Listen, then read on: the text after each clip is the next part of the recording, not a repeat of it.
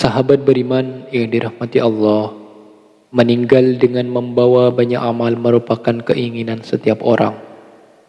Alasan itulah yang nantinya dapat menjadi penerang saat dia dalam kubur dan mampu menjauhkan dari siksaan api. Rasulullah sallallahu alaihi wasallam menganjurkan kepada umatnya untuk berlindung dari siksaan kubur. Bahkan Nabi sallallahu alaihi wasallam tidak pernah lepas berdoa setelah solatnya, memohon dijauhkan dari siksaan kubur tersebut. Dari Ibnu Umar yang mengatakan bahwa Rasulullah sallallahu alaihi wasallam pernah bersabda, sesungguhnya seseorang di antara kalian apabila mati, ditampakkan kepadanya setiap pagi dan petang kedudukannya. Jika dia termasuk ahli surga, maka surgalah yang ditampakkan kepadanya. Dan jika dia ahli neraka, maka yang ditampakkan kepadanya adalah neraka. Lalu dikatakan kepadanya, inilah tempatmu kelak sampai Allah membangkitkan kamu untuk menampatinya di hari kiamat. Imam Bukhari dan Imam Muslim mengetengahkan hadis ini di dalam kitab sahih masing-masing melalui hadis Malik dengan sanad yang sama. Dari penjelasan hadis Nabi sallallahu alaihi wasallam, di atas dapat diambil kesimpulan bahwa tiap muslim dianjurkan untuk selalu berdoa, memohon kepada Allah agar dijauhkan dari siksa kubur dan fitnah setelah mati. Lantas apa saja amalan penerang kubur? Nah, berikut ini 13 amalan penerang kubur yang bisa dikerjakan saat di dunia. Yang pertama, mengerjakan sholat wajib. Salah satu kewajiban yang harus dikerjakan oleh umat Rasulullah sallallahu alaihi wasallam yakni mengerjakan sholat 5 waktu sebagai perintah dari Allah Subhanahu wa taala. Karena dengan mengerjakannya maka akan terhindar dari perbuatan keji dan mungkar. Hal tersebut ternyata juga berlaku manfaatnya ketika manusia sudah meninggal. Maka yang akan menerangkan kuburnya adalah amalan sholat selama mereka kerjakan ketika di dunia. Disebutkan dalam hadis sahih berikut, sholat adalah cahaya, sedekah merupakan bukti nyata, sabar itu sinar, dan Al-Quran adalah pembelamu atau penuntutmu. Hadis riwayat Muslim. Yang kedua, perbanyak sedekah. Amalan selanjutnya yang mampu menjadi penerang kubur yakni dengan bersedekah, memberikan sebagian harta yang kita miliki kepada orang-orang yang membutuhkan merupakan bentuk rasa sosial dan peduli kepada sesama makhluk. Memperbanyak sedekah juga merupakan amalan yang pahalanya terus mengalir walaupun orang tersebut sudah meninggal.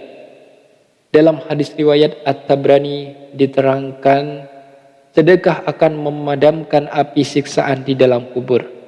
Yang artinya, jika anak cucu Adam mati, maka semua amal perbuatannya terputus kecuali 3 hal.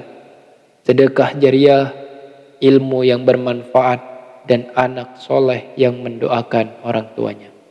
Hadis riwayat Muslim. Yang ketiga, doa anak soleh. Salah satu penyebab penerang alam kubur seseorang muslim ini yakni doa dari anak yang soleh. Rasulullah sallallahu alaihi wasallam bersabda, artinya jika anak cucu Adam mati, maka semua amal perbuatannya terputus kecuali 3 hal. Sedekah jariah, ilmu yang bermanfaat, dan anak soleh yang mendoakan orang tuanya. Hadis riwayat Muslim. Yang keempat, membaca Al-Quran agar mendapat syafaat. Sahabat beriman yang dirahmati Allah, amalan sebagai penerang kubur salah satunya dengan memperbanyak membaca Al-Quran. Pasalnya, dengan memperbanyak bacaan Al-Quran mampu menjadikan penolong di hari kiamat dan juga penerang ketika di alam kubur. Seperti sabda Rasulullah sallallahu alaihi wasallam berikut ini, bacalah Al-Quran karena sesungguhnya di hari kiamat nanti ia akan menjadi syafaat kepada orang-orang yang mengikutinya. Hadis riwayat Muslim.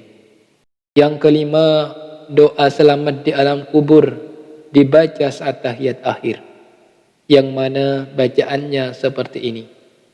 Allahumma inni a'udzubika min azabil qabr wa min azabin nar wa min fitnatil mahya wa mamati wa min fitnatil masyihid dajjal.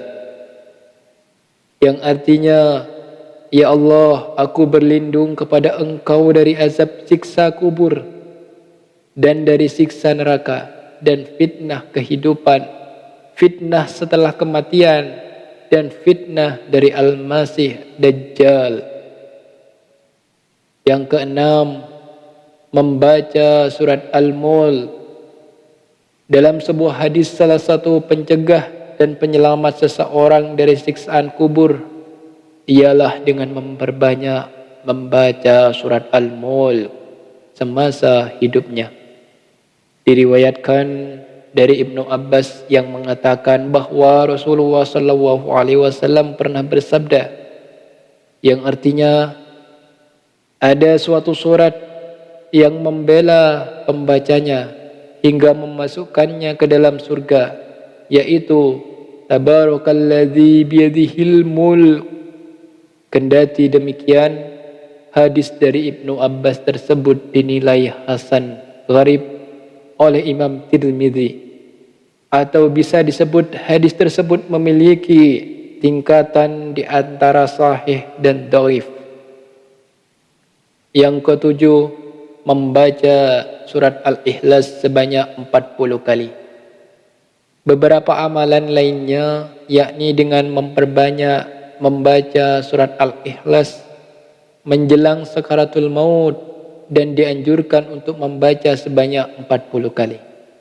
Hal tersebut dijelaskan oleh Bushrul Karim, Syekh Syahid bin Muhammad Basin, seorang muslim yang membaca surat Al-Ikhlas sebanyak 40 kali menjelang kematian, maka akan terhindar dari siksaan kubur.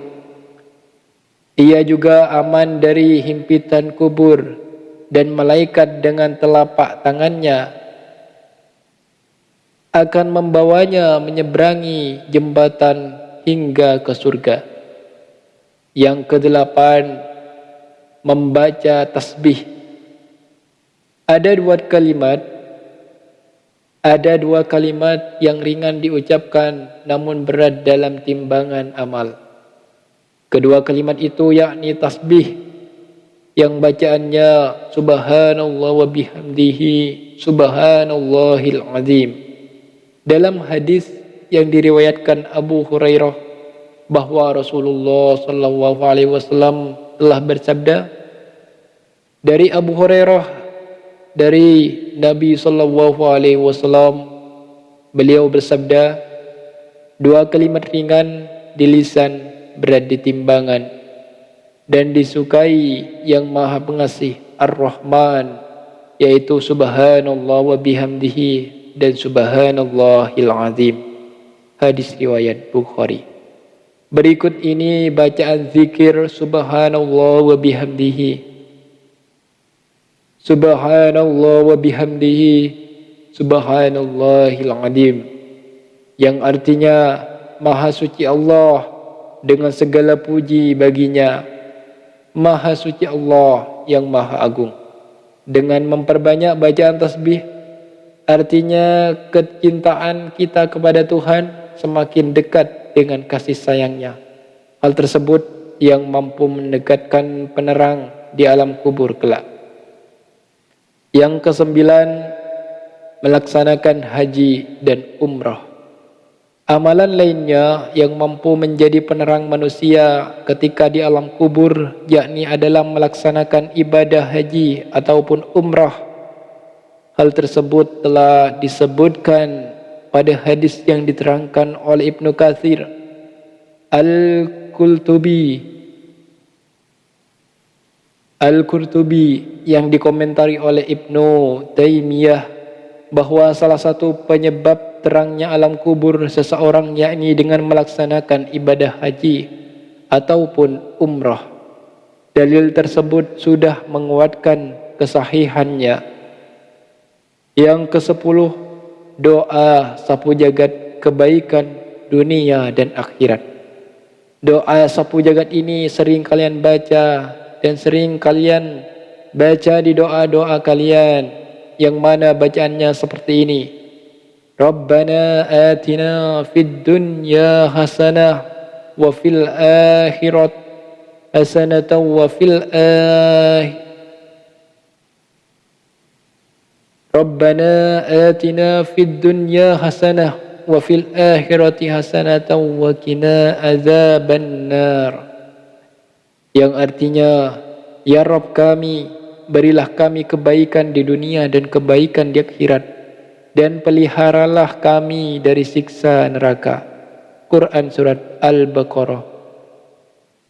Yang ke-11, doa selamat dari siksa neraka. Doa selamat dari siksa kubur lainnya yang bisa diamalkan yaitu seperti ini: